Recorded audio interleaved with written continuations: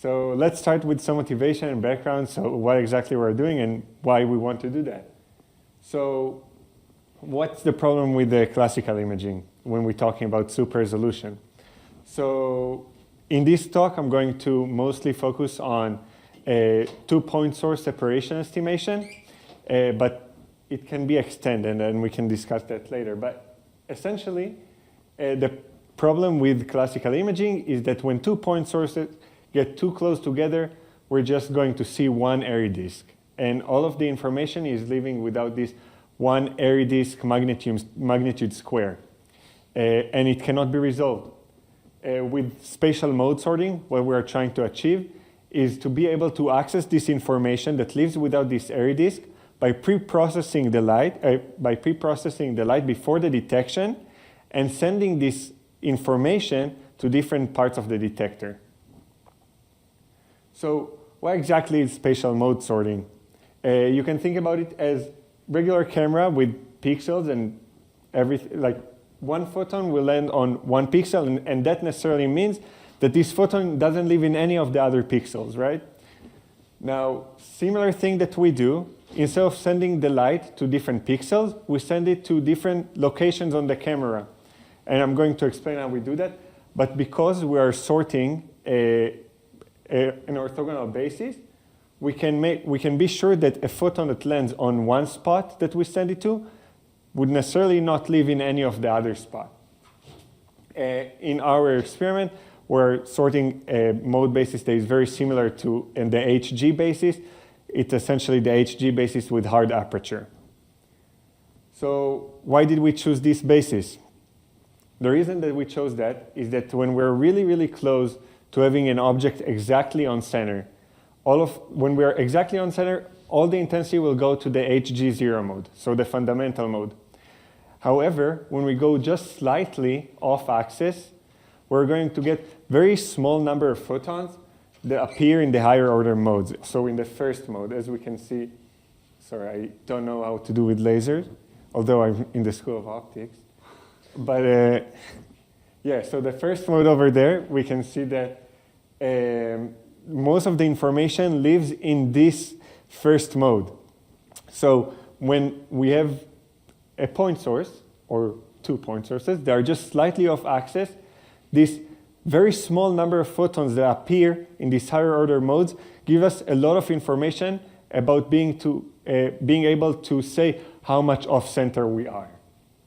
So let's talk about the system that we have. So the idea of how we do the spatial mode sorting is called MPLC, or multiplane light conversion. And the way that it works is relatively simple. We take the mode basis that we want to sort, and we propagate that forward through the system, taking into account all the optical components and all the propagation due to diffraction due to propagation. And then we take the ideal output that we want. So if I want to send one mode to this part of the camera and another mode to that part of the camera, so on and so on, and we take that and we propagate that backwards through the system, computationally, of course. Now, the way that we create these crazy-looking phase masks is by taking this forward propagating beam and the backwards propagating beam, and at each point that we can apply phase mask, we phase match the two propagating beams, and the phase error between them is essentially what becomes this crazy-looking phase mask. And all of that obviously happens computationally. So this is a schematic of the setup that we have. Obviously, we have the illumination system. We illuminate our system with a 532 nanometer laser. We collimate the beam and clean it, whatever, do the polarization control that we need in order to work with the SLM that we have.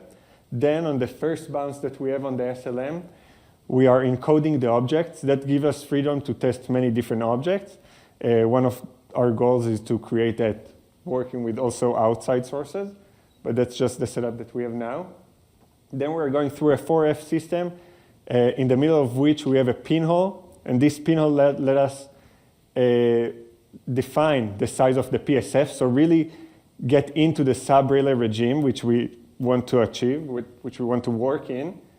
And then we have 3 other bounces on the SLM. These 3 bounces are this mode sorter that we have. I kind of like to think about it as an exotic lens, these 3 bounces, that just, instead of focusing all the light to one place, it focuses different spatial modes to different locations on the camera. So just a quick demo, not necessarily what we're trying to exactly show, but first of all, our system is reconfigurable, so we can choose whatever mode basis that we want to sort. But here we see that we have the Hadamard mode basis, and we wanted to sort these 4 code words that we see up top left. And we show 2 different combinations of these code words. So we see those are all different code words. However, when we look at direct imaging, it all looks the same. The reason is that direct imaging cannot detect phase. However, when we look at the mode sorting, we can obviously tell what 2 modes live in each image. Then we're going to sorting the Zernike modes. That's what we call the HG for hard aperture.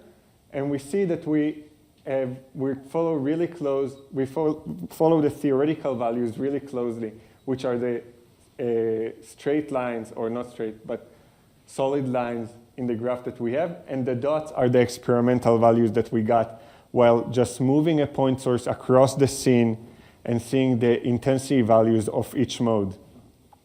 And that's essentially, this intensity values is what giving us the information of the separation between the 2 point sources.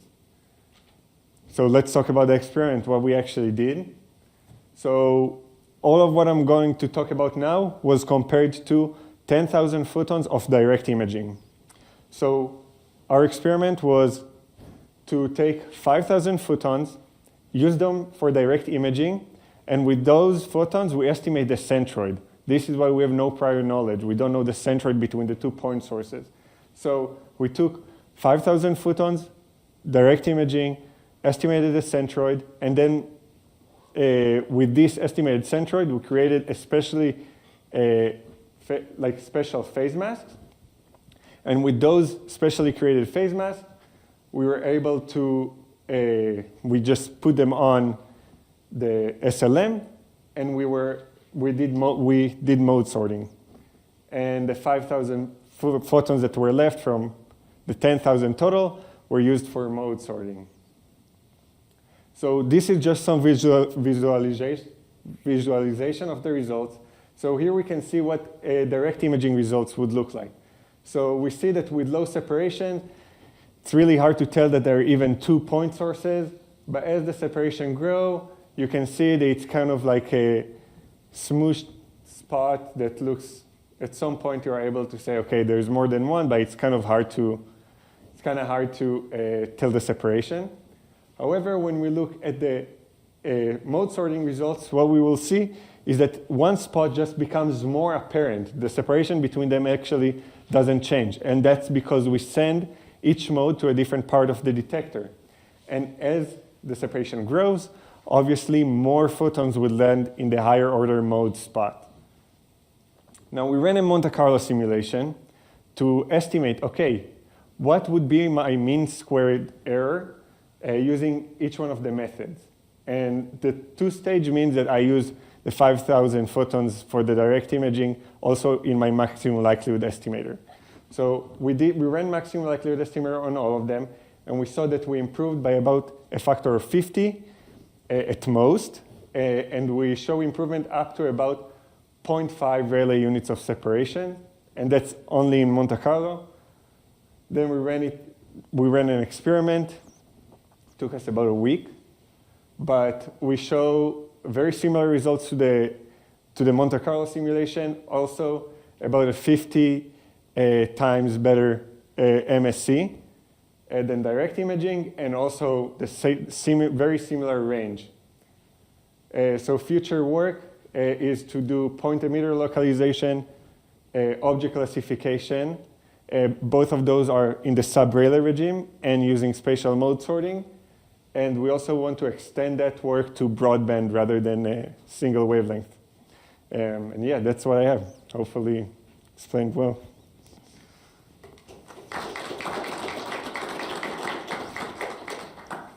Any questions for Todd?